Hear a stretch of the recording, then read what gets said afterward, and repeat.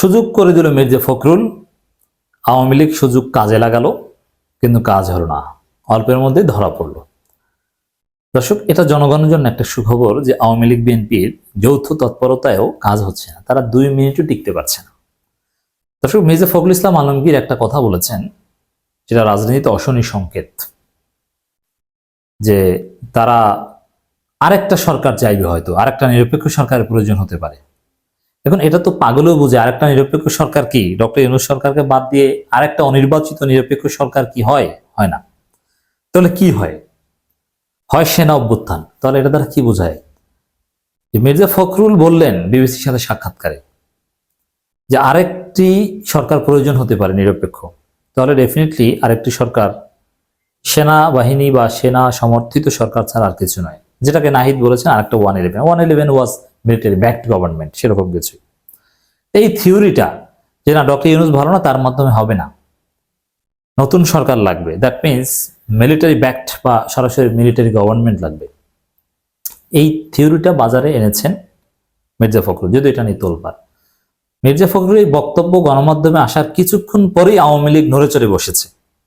আওয়ামী লীগ এটাকে সমর্থন জানিয়েছে, আওয়ামী লীগ গুজব প্রচার করা শুরু করেছে। কিন্তু এই গুজব বেশিক্ষণ স্থায়ী হয়নি। এগুলো যে গুজব, এগুলোর সাথে সাথে বা কিছুক্ষণের মধ্যে প্রমাণিত হয়েছে, কিন্তু সুযোগটা করে দিয়েছে কিন্তু মির্জা ফখরুল।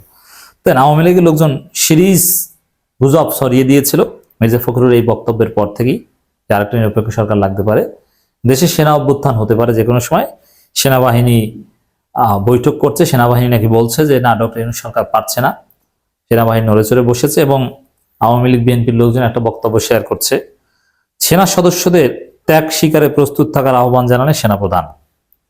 এর মানে সেনা সদস্য, এটা বলেছে অন্য একটা সেন্সে, তার নিজের একটা অর্জন বা একেবারে ইন্টারনাল, কিন্তু এইটাকে শিরোনামটাকে মিসলিড করে বিএনপি আওয়ামী লীগ তারা প্রচার করছে যে না, সেনাবাহিনী অভ্যুত্থান ঘটাতে পারে, মানে আওয়ামী লীগ বিএনপির প্রিয় সরকার আসতে পারে, সেনাবাহিনী অভ্যুত্থান ঘটানোর সাহস পাবে না।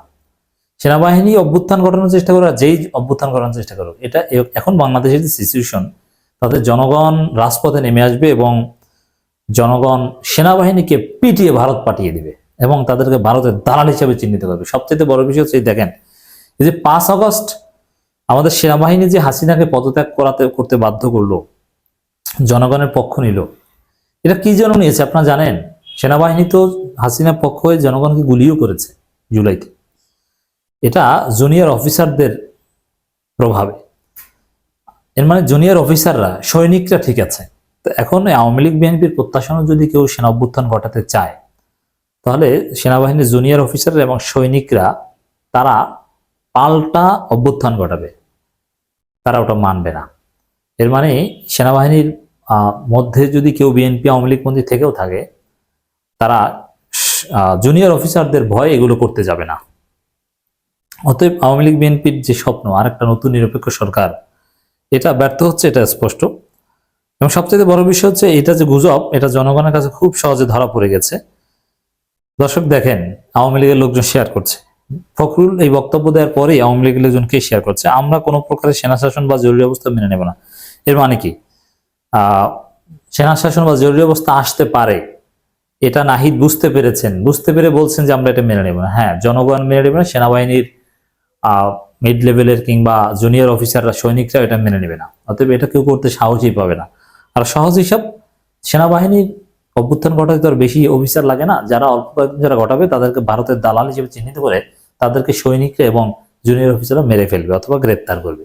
এ কারণে এই সাহস কেউ করবে না। আর ছাত্ররা যে কি পারে, এটা 5 আগস্ট দেখিয়ে দিয়েছে, না জুলাই আগস্টে দেখিয়ে দিয়েছে। এদিক থেকেও বলা যায় যে আওয়ামী লীগ বিএনপির স্বপ্ন পূরণ হচ্ছে না, ব্যর্থ হচ্ছে, নতুন কোনো সরকার আসা সম্ভব নয়। এগুলো যে গুজব, তাদের চেষ্টা যে ব্যর্থ, তার প্রমাণ হচ্ছে আওয়ামী লীগের গুজব সেল থেকে প্রশ্ন ছুড়ে দেওয়া হয়েছে, হাজার হাজার আওয়ামী লীগ এটাকে রিয়াক্ট দিয়েছে যে আসিফ নজরুল কই, অথচ আসিফ নজরুল জায়গা মতোই আছেন। এবং সার্জিস নাকি ব্যাংকক চলে গেছে, কুমিল্লায় নাকি হাসানাত চলে গেছে, আসিফ নাকি দুবাই চলে গেছে, এরকম নানান উদ্ভট কথা আবার লিখছে। কি দেখেন, সব ভাগতেছে কেন? তোরা না মুজিববাদের কবর দিবি, আচ্ছা বাঁধনা পুকই, আর ওই যে বড় একটি বেটির বাচ্চা জামাই, কি যেন নাম, আরো আছে আইমান ভাই আর মঞ্জুরিনাপুর 10 মিনিট স্কুলেতে ভর্তি হতেই হবে। আসিফ স্যার তো বিরাট বিরাট কাঁপায় দেখবে এবার লাইভ। পলিথিন পলিথিন মানে ওই রেজওয়ানা চৌধুরীর কথা বলছেন, পলিথিন ভালো লাগে না, তবে কুকুর গুলোকে বন্ধা করতে চায় মিশে মিশে।